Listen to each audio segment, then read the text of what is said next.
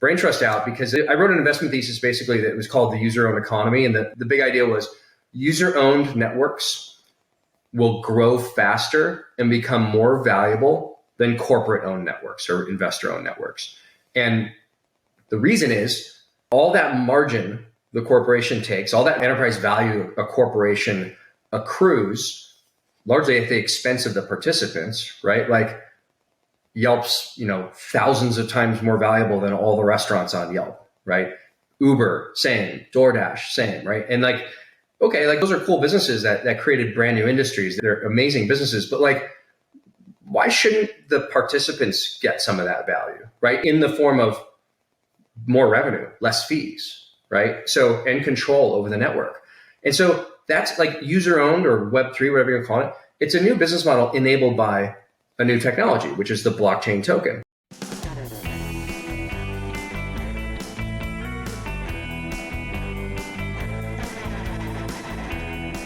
Welcome to the Coutue D Show, a podcast presenting unique perspectives shaping the world. In each episode, we showcase stories of transformation, both in business and in life. Join us as we learn out loud together and humanize success stories.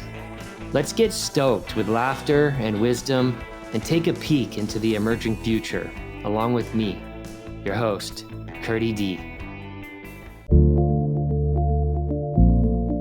Dear friends, I'm Kurt Deredix, and I'm excited to share my conversation with Adam Jackson, the co-founder and CEO of Braintrust. Braintrust is a platform that connects organizations with top technical talent to complete strategic projects and drive innovation. I'm impressed with how they are innovating their business model and providing tremendous value for their community of over 100,000 software engineers, product designers, and product managers. Braintrust has gained massive traction working with 150 of the Fortune 1000, including some of the well-known companies like Porsche, Goldman Sachs, and some of the hottest startups in Silicon Valley. In late 2021, they raised $100 million from Coutue and Tiger Global in a large token sale, making it one of the best examples of a Web3 user-owned network that delivers real value to the world. And having Braintrust as a resource at my fingertips was one of the factors that gave me the courage to take another plunge into my new startup, Real World Asset Group. And I'm grateful to currently be the #1 connector on the Braintrust affiliate leaderboard. In this interview, you'll hear me applaud the clarity of Braintrust's mission and my excitement about how they're helping so many people in so many ways. So, without further ado, here's Adam. Adam Jackson, so nice to see you, my friend. Thanks for having me, man. Great to see you. It is really, really a special episode for me to have you on for a bunch of reasons. And where do we find you today? I am in rainy and cold Napa, California.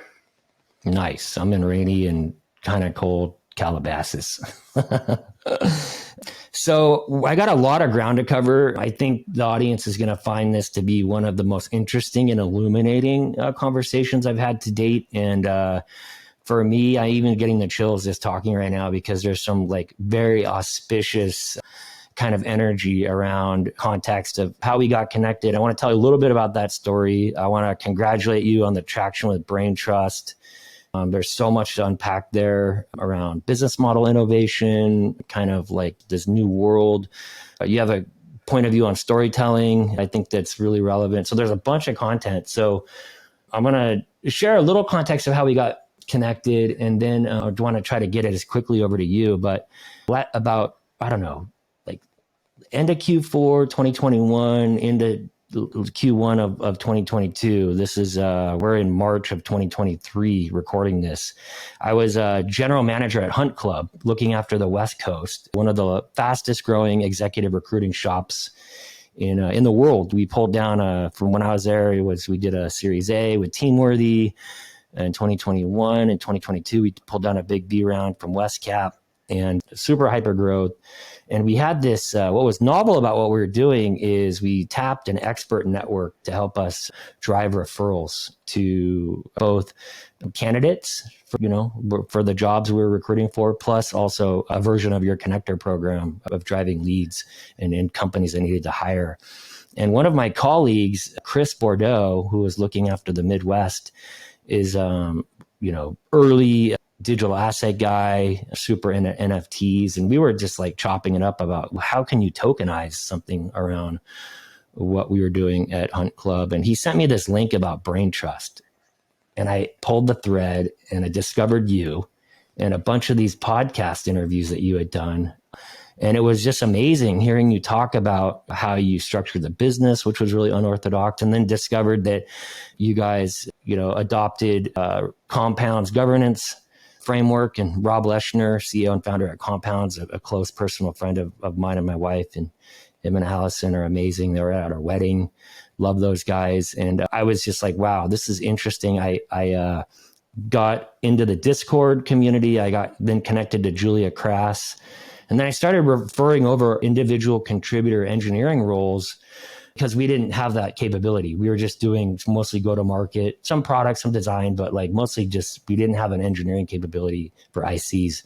And so Julie and I just started trading referrals. She would send me over, go-to-market stuff, which you guys didn't do. And it was a really nice referral motion.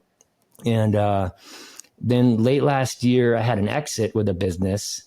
And so I stepped away from Hunt Club, and having Braintrust in my back pocket was part of what gave me the emotional and operational leverage to take the plunge to do a new company. Because this stuff is so hard and you need as much sort of like wind at your sails as possible. So that's some sort of context. And then meeting you at ETH Denver, like 19 days ago, the first time we met. And, you spent such a good amount of time with us prior to our launch party, and your intuition about our business model kind of harmonizing in some context about how you were thinking about it. And you help us really crystallize that what we're doing at Real World is business model innovation. And so sort of long-winded context, but I thought that was important, and I wanted to just sort of give the audience a little context about that. So having said all that, congrats on all the traction with Braintrust, mega funding round from Coutue and Tiger Global late 2021. And I just saw this last week that Forbes recognized Braintrust for America's best startup employer. So you guys are just crushing it, Adam. Thanks, man. Well, appreciate the context there and how like wonderfully and quickly this relationship's come together. And I think, we were climbing the leaderboard on connectors and now are recently number one. So congratulations, one, and thank you. I mean, it's the whole way Braintrust has grown, right? We have a very minimal kind of set of core teams that, brings people in, but it's something like 2/3 or 3/4 of all the GSV on the network has been referred in through connectors. And it's one of those, parts of the secret sauce. Yeah, no, I love that. Yeah, it was fun. When I met you 3 weeks ago, I was number 3 or 4 on the leaderboard, and I got pushed through to number 1. And I think this podcast is going to keep me there for a while. So I hope so. I wanted to get into Braintrust and motivation in kind of the aha moment. But before we dig into that, I've been following you online, and there's a theme that you've been beating the drum around storytelling. A couple thoughts. Why is it so important? Where do most people get it wrong? And what's your framework for effective storytelling, Adam?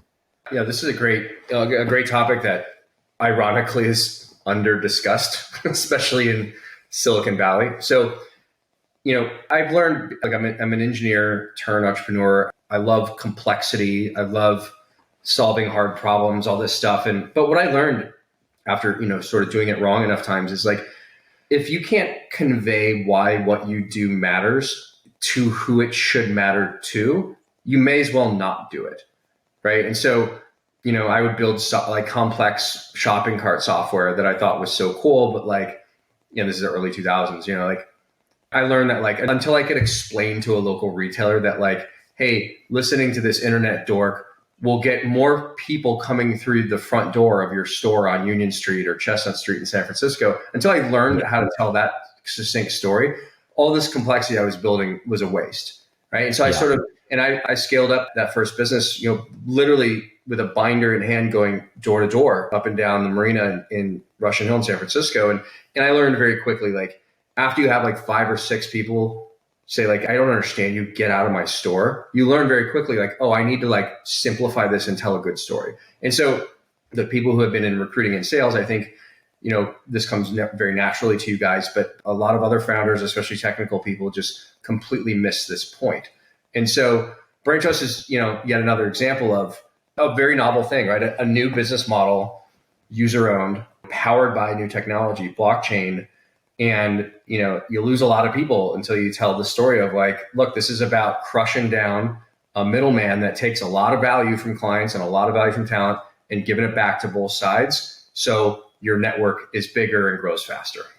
Yeah, that makes sense. Where do most people get it wrong? Is it like one of my mentors, Duke Stump, is a credible storyteller. When I was at Lime, the scooter company, we recruited him from Lululemon, where he was EVP of brand and culture. And he always says that complex is easy, simple is hard. Yeah, that's a great saying. I mean, I would bet you probably know this and could answer this better than I, but since you asked me, I'll tell you my kind of, limited piece. Like if you can't explain in a sentence why what you're doing matters to who's listening, every sentence you say after that, they're tuned out. And nobody cares, right? And look, this is true. Obviously, if you're speaking to your consumer, you got to nail this. But if you're speaking to a sophisticated venture capitalist or hedge fund manager or private equity partner, look, they're consumers too, right? And so like start simple, get buy-in, and expand from there. Also, do it a bunch of times. It's like one of my lessons from fundraising, and trust me, I hate venture fundraising, the process just as much as the next guy. But like, Gabe and I went out and, pitched, I don't know what it was, 125 or whatever investors and, got 75 or 80 no's. But those no, it wasn't the same pitch all 125 times. It got much better. And a lot of the yeses were later in the process after we fine-tuned the story. So it's like how a stand-up comedian will, go to a small club and try out new stuff and see how the audience reacts and then sharpen and sharpen and sharpen. And a year later, she's doing an hour on Netflix for $20 million, right? Because it's storytelling. And so the whole world is driven on storytelling. I don't care if you're a stand-up comedian, a sales rep, a tech recruiter or a tech CEO, it doesn't matter, right? Like you've got to this has to be your sharpest skill. Yeah. Do you have a framework for it? Not really. I mean, the term framework, like the framework, I guess, would be like iterate until it feel like you can feel the reaction is like yeses and nods and smiles, right? That's the framework. Iterate until it's really compelling. And so I'll start a new story. I'll start a new deck, a new presentation.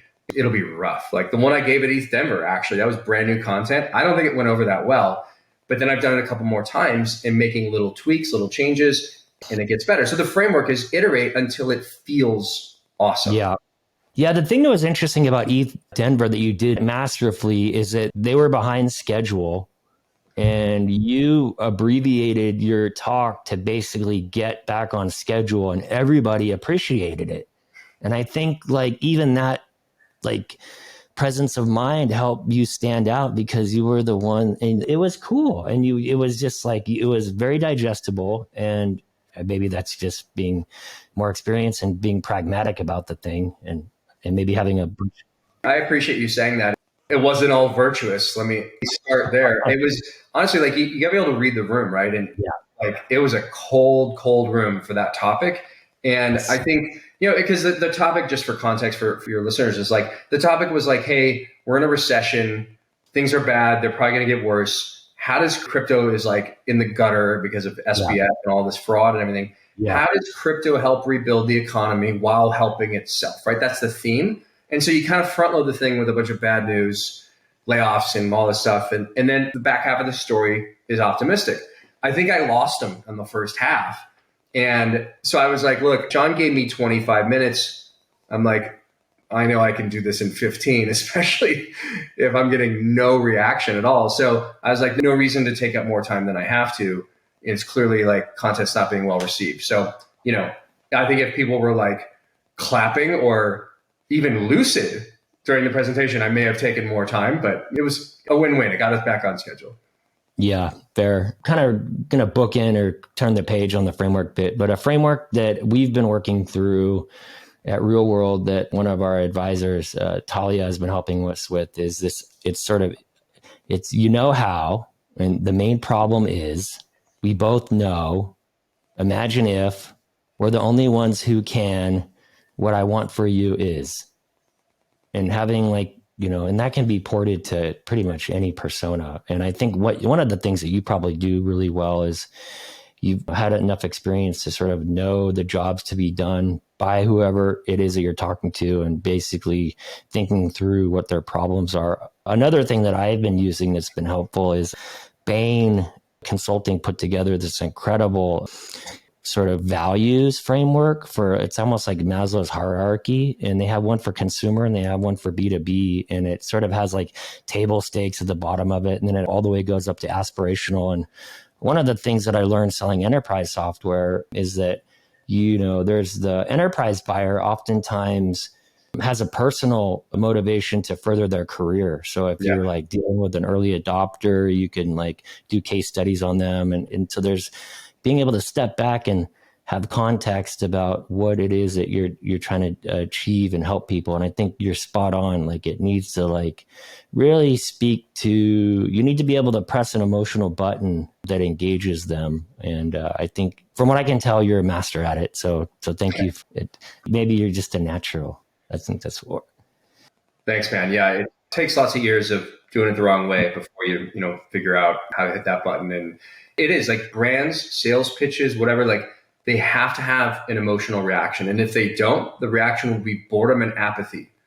And so you lost, right? It was actually like one of the ways you mentioned having, an AE or whatever, someone who is buying enterprise software for a big company. Like, look, everyone's human. Everyone has an emotional reaction, everything, even if they're not supposed to. And then everyone has a motive, even if they shouldn't, right? Not that furthering your career is a bad motive, but like when I sat down to name Braintrust, after we'd started building it, it had no name.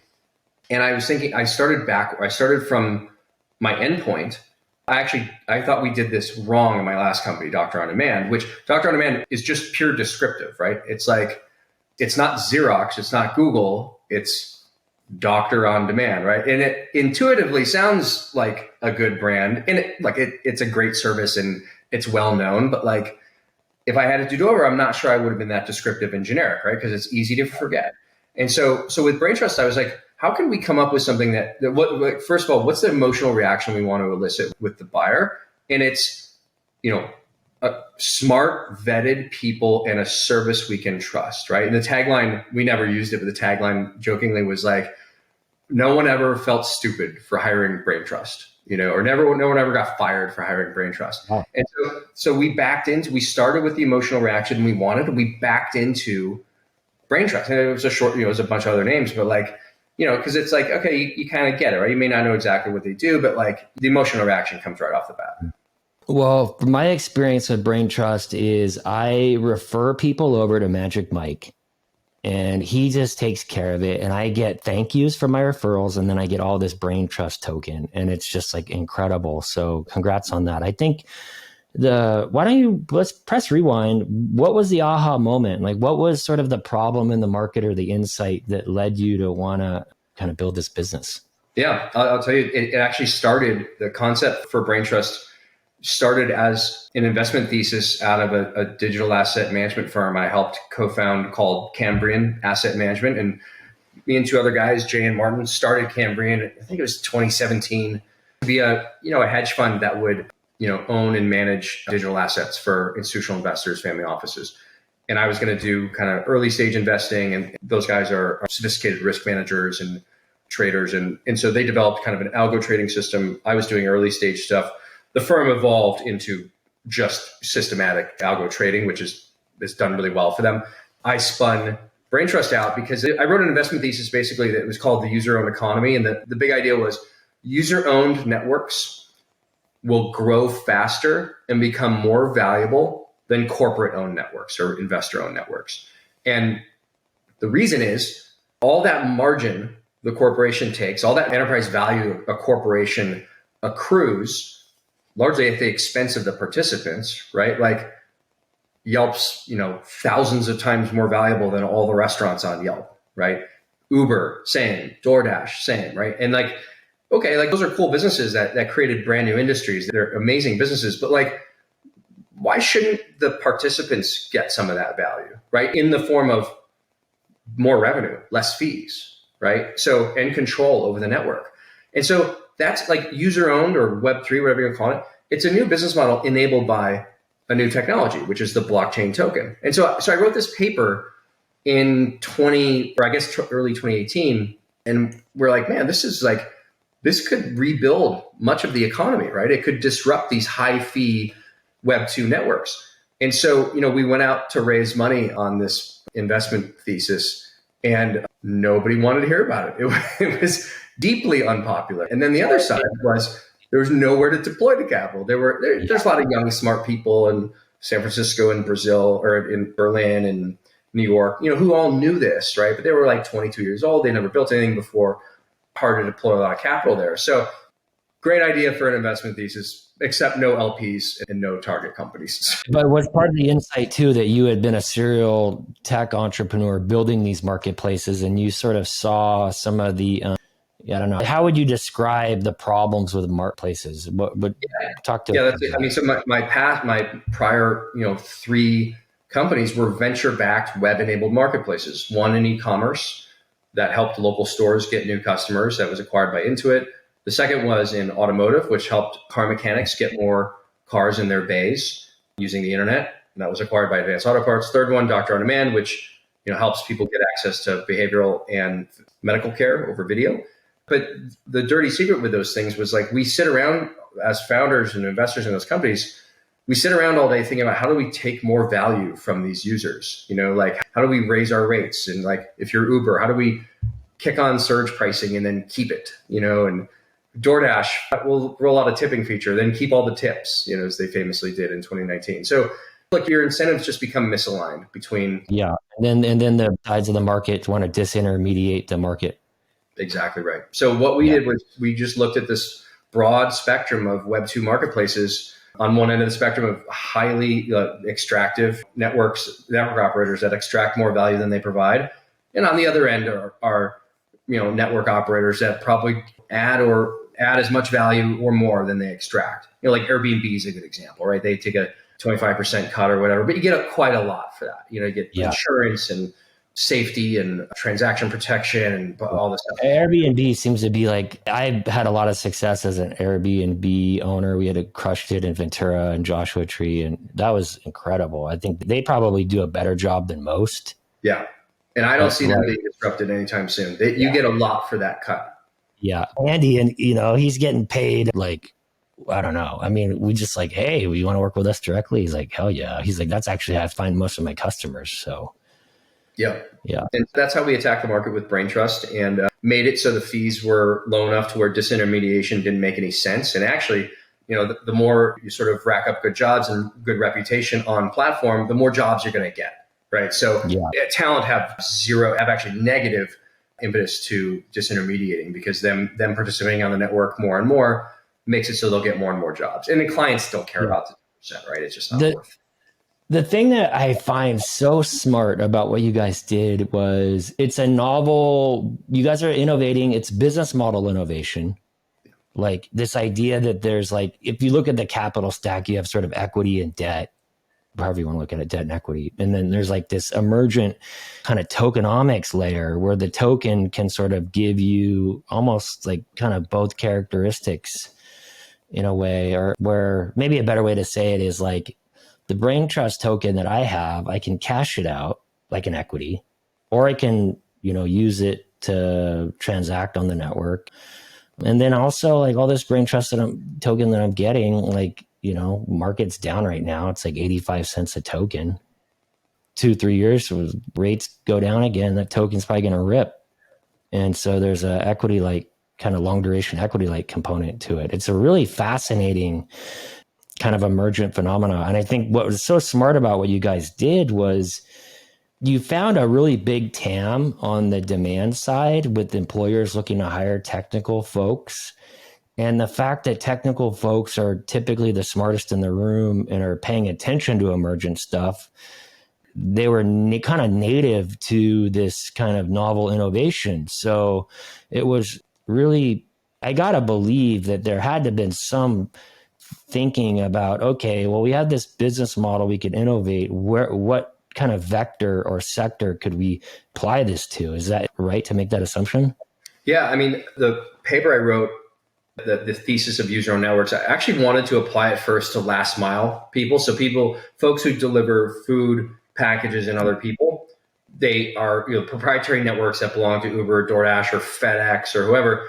Shouldn't those people just be one network that can command real-time auction pricing power on whoever wants to utilize their services and then make more money, right? So not pay some hefty markup to Uber or FedEx or UPS or DoorDash, but actually make most of the market value themselves. And then those DoorDashes and Ubers and FedExes basically bid on using the market, right? So that was a great idea. It still is very, very hard to implement, especially when you're rolling out a token, which no one understood tokens in 2018.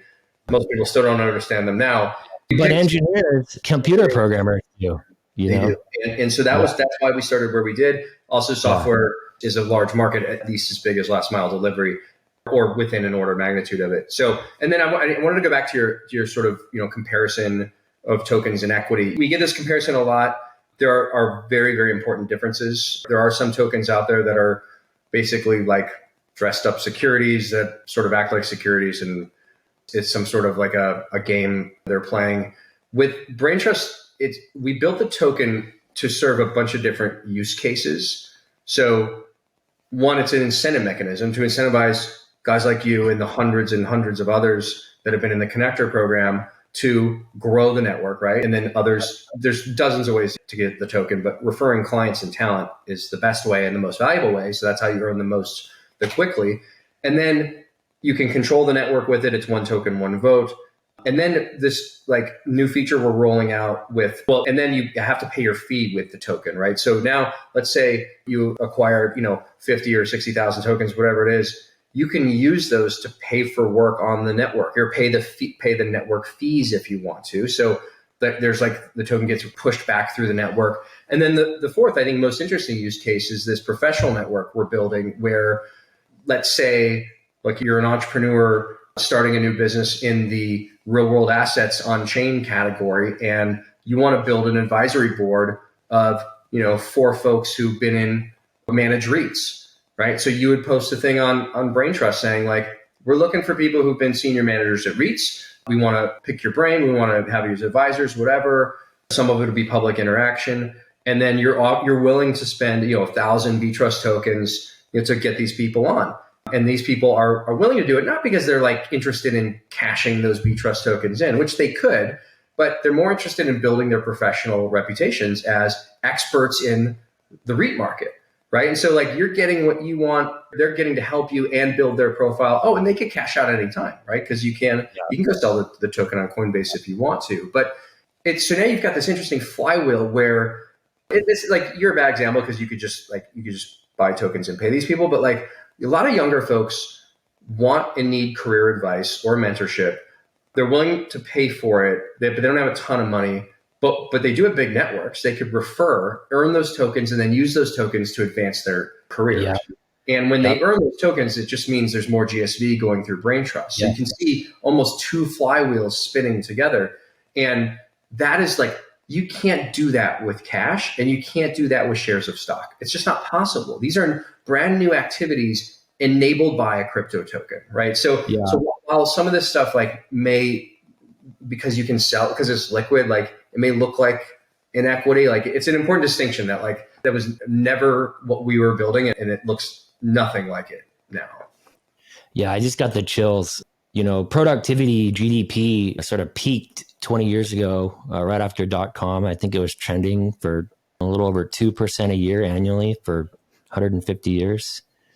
And then since then, it's cut in half. Now it's just hovering above 1%. And a lot of what drove that was the Industrial Revolution. And just having to you have to make a combustion engine, the amount of natural resources that need to be mined and the amount of infrastructure that has to be deployed to make that engine is remarkable. And we've sort of ridden that wave. And part of what I hear you describing sort of gives me the chills and thinking about there could be this sort of gold rush of innovation around unleashing people's creativity and talent.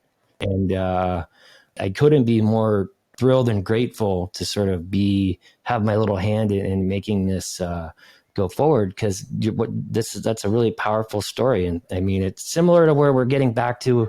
I was just listening to the All In podcast this last week, and they're talking about how there's sort of a hard reset in VC and the traditional kind of funding milestones.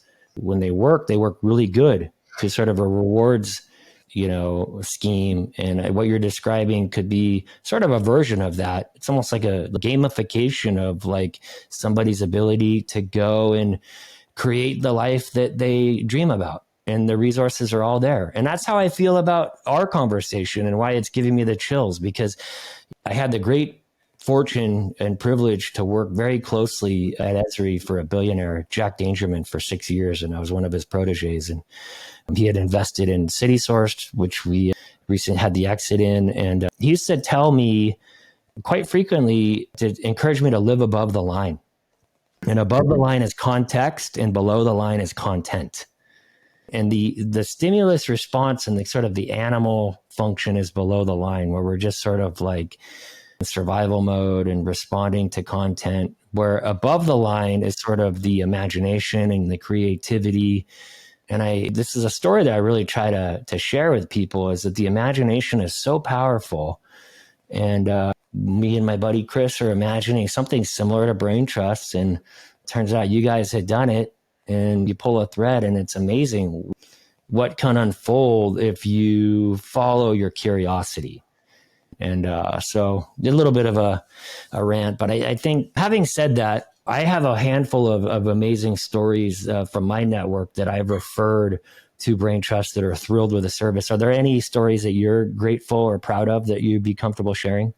Well, the first one is you. You're a relatively new guy, and you've shot to the top of the chart. So thank you again for that. The ones that always stick out to me, and there's just thousands of them now, so we've kind of lost track. But there's, in the earlier days, especially when the lockdown was really in effect, and when people just couldn't go to an office, we heard stories of moms, oftentimes single moms, that just couldn't get to an office, right? COVID or not, they're not in a situation where they can pay a lot for childcare, enough to warrant going to work full time, but they want to work. They want to have they want to have an identity other than being a stay-at-home mom, which obviously that's a great occupation to have, but it takes a certain level of flexibility, to be able to work and be a full-time caregiver to a child. And so we got flooded with stories from moms that were in this situation that found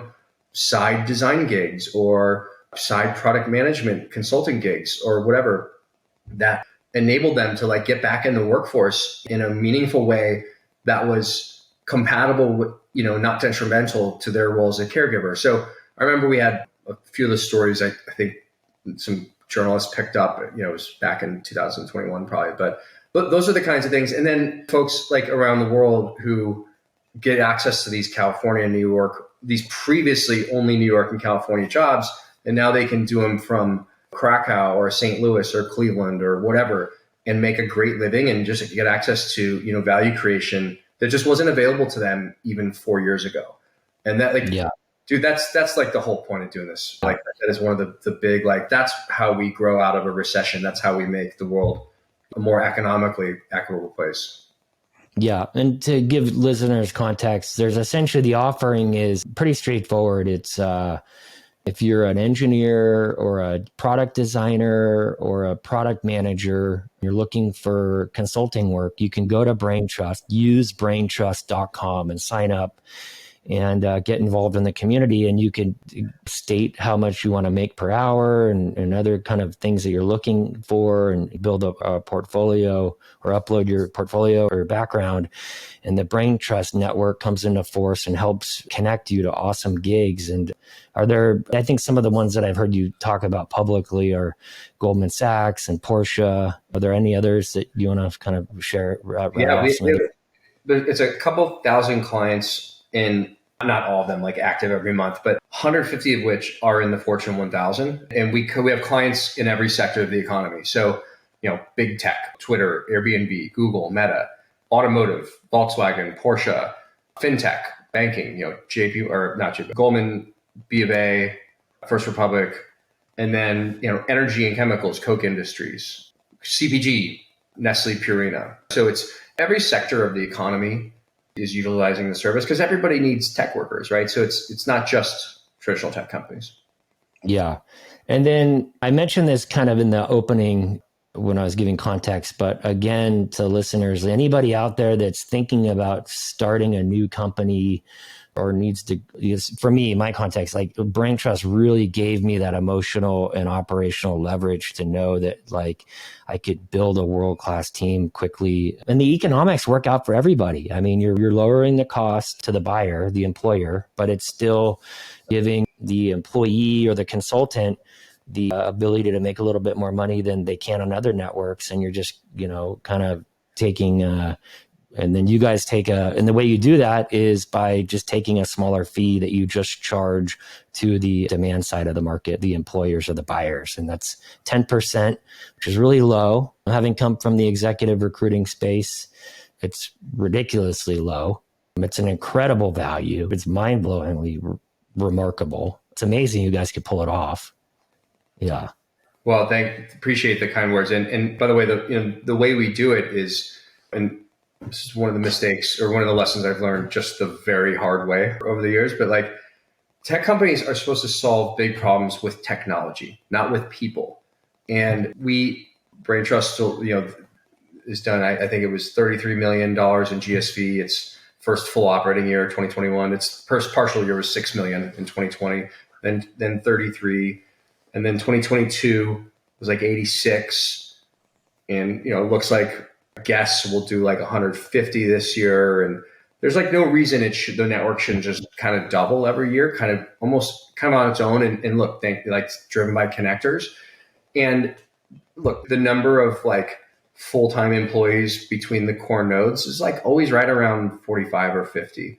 And I think it will be for a long time. Now the broader community is tens of thousands of people contributing in some way, including connectors and folks writing little software, little UX here and there, or building marketing materials or, whatever. There's a lot of small contributors, and the token economy is what drives that, right? So, but for a company with like basically 50 or less full-time salaried people, it's like 4 or 5 companies, right? Mine is just one of them.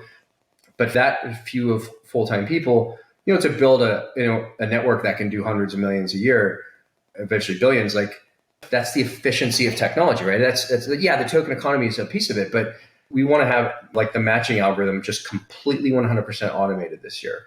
And like no one's ever done that before, right? And that's just like when you're living off a 10% margin, like you have to get smart about this kind of stuff. Yeah. The game that you guys are playing that I love is you're playing a game where I feel like I win when I help Braintrust win. And that's really cool. I think the other thing that I wanted to state that just as an encouragement, and this again, it gets back to above the line, the context is you guys innovated with the business model. You basically broke up the company functionally. So there's a company that does go to market. There's a company, I think, that does the product and engineering and so forth. And it's sort of a collection or an archipelago of companies that are Braintrust. And when we met with you a couple of weeks back, you encouraged us to think in similar ways. And we were kind of contemplating, do we have these different businesses and do we do it like all in one, like Amazon and then AWS is inside of Amazon? Or do we spread it out and have a fund and a tech company?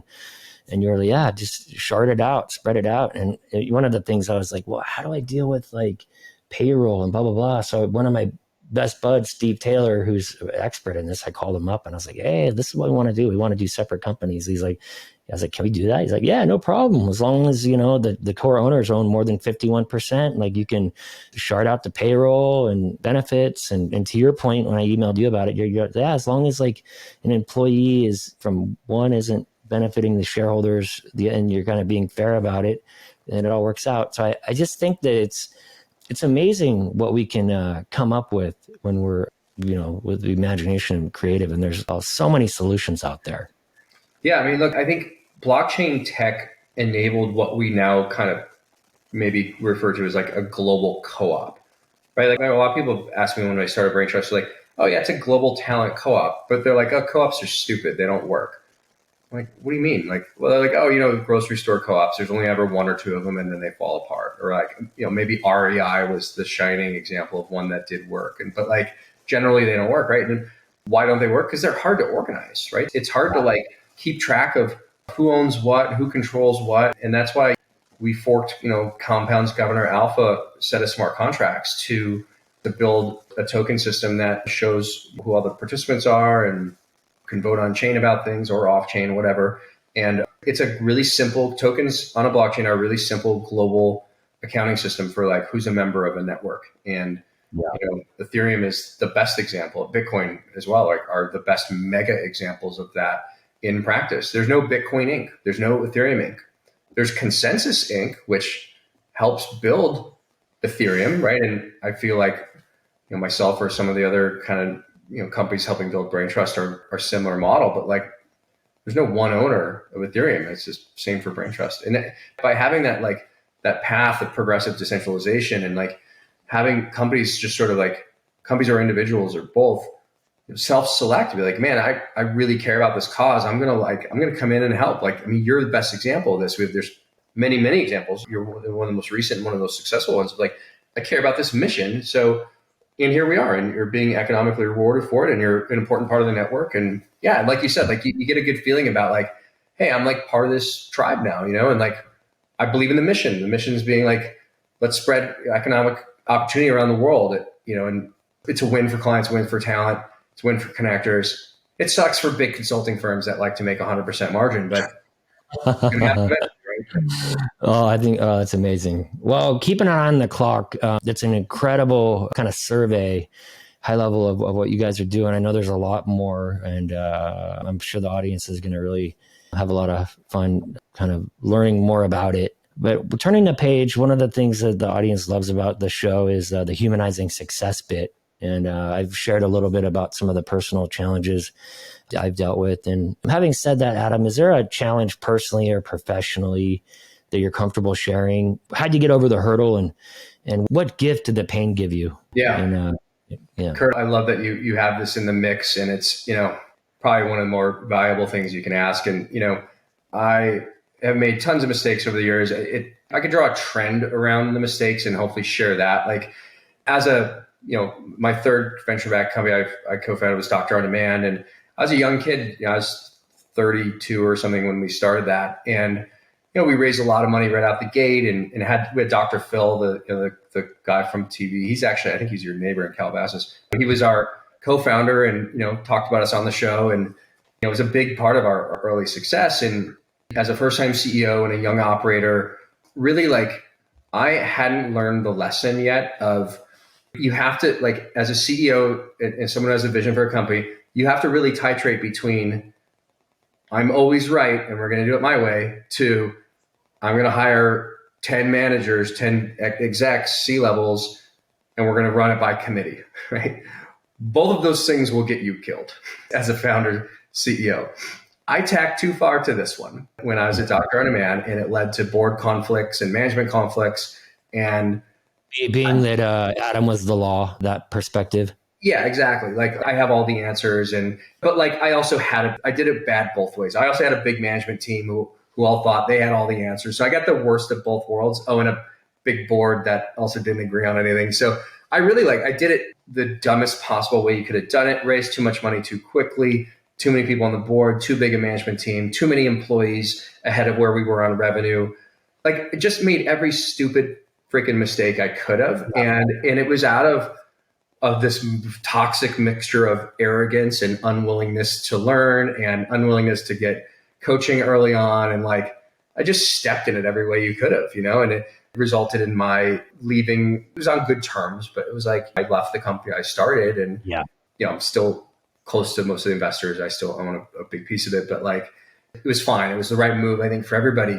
But certainly, like, that's not what you plan on doing when you start a company. I mean, maybe some people smarter than you do. So I learned a bunch of lessons around self-awareness and pulling, staying above the line. I love, the one you mentioned earlier is, I think, just gospel for us. And, and like taking the emotion out of it, take the passion. Like, you can't be unemotional and dispassionate. Then you're just a loser. You're a game manager. You're not a founder, CEO. Yeah.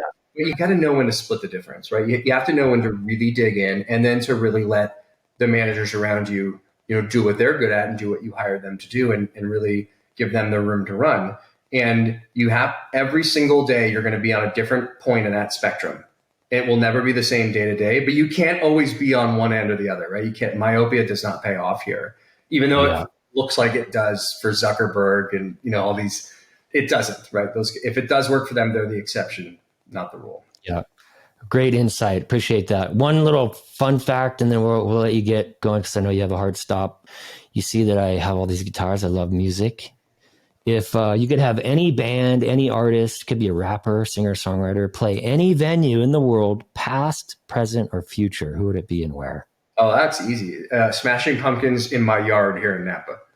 Oh, I love it. I'm going to get to see them, 10 miles from my house. But yeah, I'm a big Pumpkins fan. How about you? Yeah, I love them. Yeah, epic. One of my guitar heroes. If people want to get a hold of you, you're pretty active on Twitter. I think that's a good channel. At Adam Jackson SF on Twitter. Yeah, Adam Jackson SF at Twitter. And if people want to get involved in the network, use braintrust.com. It's a place to go. And if anybody has any more questions or challenges, I'm happy to help, and you can get a hold of Adam and the team too. So we're at time. Adam, it's so great to be able to spend some more time with you. I know it's still a new relationship, but I feel so lucky and grateful and inspired, and I'm excited to keep going. So thank you for all that you do.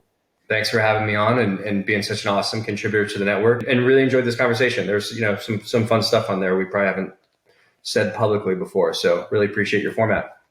Yeah, awesome. And shout out to Grady too on your team. He's epic, and the rest of everybody. So Nick, and so thank you for that. So have a great day, and we'll be in touch.